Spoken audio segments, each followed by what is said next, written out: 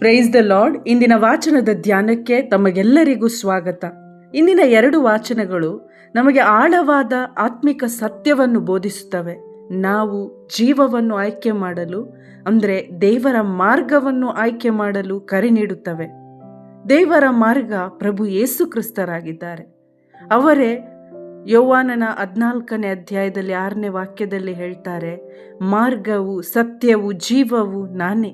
ಹೌದು ಪ್ರಿಯರೇ, ನಾವು ಯಾವಾಗ ಯೇಸು ಕ್ರಿಸ್ತರಲ್ಲಿ ವಿಶ್ವಾಸಿಸಲು ನಿರ್ಧರಿಸುತ್ತೇವೋ ಅವರೇ ನಮ್ಮಲ್ಲಿ ಜೀವವಾಗಿ ನೆಲೆಗೊಳ್ಳುತ್ತಾರೆ ಮತ್ತು ನಿತ್ಯ ಜೀವದ ಮಾರ್ಗದಲ್ಲಿ ಅವರೇ ನಡೆಸುತ್ತಾರೆ.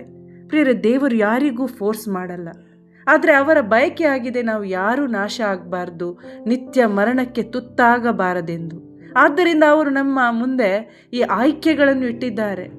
ಇಂದಿನ ಮೊದಲ ವಾಚನದಲ್ಲಿ ಹೇಳುವಂತೆ 2 ಹಾದಿಗಳು.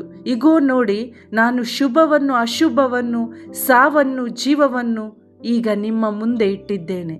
ಪ್ರಿಯರೇ, ಇಲ್ಲಿ ದೇವರ ಆಸೆ ನಾವು ಜೀವವನ್ನು ಶುಭವನ್ನು ಆರಿಸಬೇಕೆಂದು. ಜೀವ ಮತ್ತು ಶುಭ ದೇವರೇ ಆಗಿದ್ದಾರೆ. ಅವರು ಕಳುಹಿಸಿಕೊಟ್ಟ ಸ್ವತಃ ದೇವರಾಗಿರುವ ದೇವರ ಪುತ್ರನಾದ ಪ್ರಭು ಯೇಸು ಕ್ರಿಸ್ತರಾಗಿದ್ದಾರೆ. ಅವರಲ್ಲಿ ನಂಬಿಕೆ ಇಡುವುದೇ ನಿತ್ಯ ಜೀವವಾಗಿದೆ.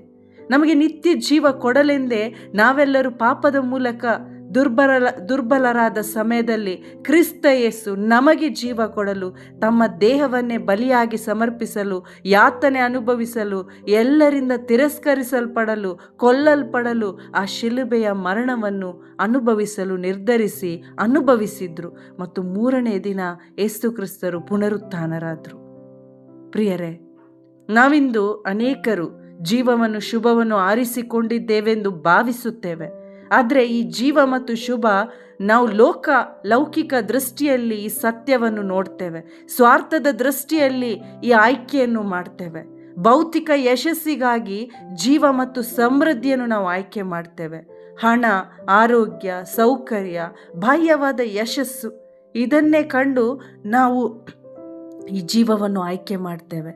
ಪ್ರಿಯರೇ, ದೇವರೊಂದಿಗೆ ಪಾಪದಿಂದ ಕಳೆದುಕೊಂಡ ಸತ್ಸಂಬಂಧ ಯೇಸು ಕ್ರಿಸ್ತರಲ್ಲಿ ನಮಗೆ ಲಭಿಸಿದ ಉಚಿತ ಜೀವದಾನವಾಗಿದೆ. ಇದಕ್ಕಾಗಿ ನಾವು ಜೀವವನ್ನು ಆರಿಸಿಕೊಳ್ಬೇಕು.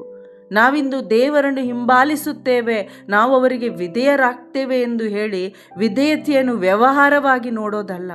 ತಾತ್ಕಾಲಿಕ ಲಾಭ ಗಳಿಕೆಗಾಗಿ ದೇವರನ್ನು ಆಯ್ಕೆ ಮಾಡೋದಲ್ಲ. ಪ್ರಿಯರೇ, ದೇವರು ನಮ್ಮಿಂದ ಏನು ಬಯಸ್ತಾರೆ ಇದನ್ನು ನಾವು ಅರಿತುಕೊಳ್ಬೇಕು. ಈ ವಾಕ್ಯದಲ್ಲಿರುವ ಸತ್ಯವನ್ನು ನಾವು ಗ್ರಹಿಸಿಕೊಳ್ಬೇಕು.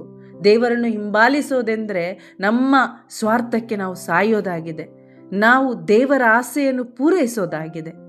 ದೇವರೊಂದಿಗೆ ಪ್ರೀತಿಯ ನಿಷ್ಠೆಯ ಸಂಬಂಧದಲ್ಲಿ ಇರೋದೇ ಆಗಿದೆ. ಇಲ್ಲಿ ನಮ್ಮ ಹೃದಯ ಪರಿವರ್ತನೆ ಆಗುತ್ತೆ. ದೇವರ ಆಸೆ ನಮ್ಮ ಆಸೆಯಾಗಿ ಮಾರ್ಪಡುತ್ತೆ. ದೇವರ ಸ್ವಭಾವ ಶಾಂತಿ, ಪ್ರೀತಿ, ಸಹನೆ, ಸಂಯಮ ಇವೆಲ್ಲವೂ ನನ್ನಲ್ಲಿ ಕೂಡ ದೇವರು ಚಲಿಸುತ್ತಾರೆ ಮತ್ತು ದೇವರ ಸ್ವಭಾವ ನನ್ನಲ್ಲಿ ಕಾರ್ಯ ಮಾಡುತ್ತೆ. ಹೀಗೆ ನಾನು ಈ ಲೋಕಕ್ಕೆ ಆಶೀರ್ವಾದವಾಗ್ತೇನೆ. ಆಮೇನ್. Praise the lord.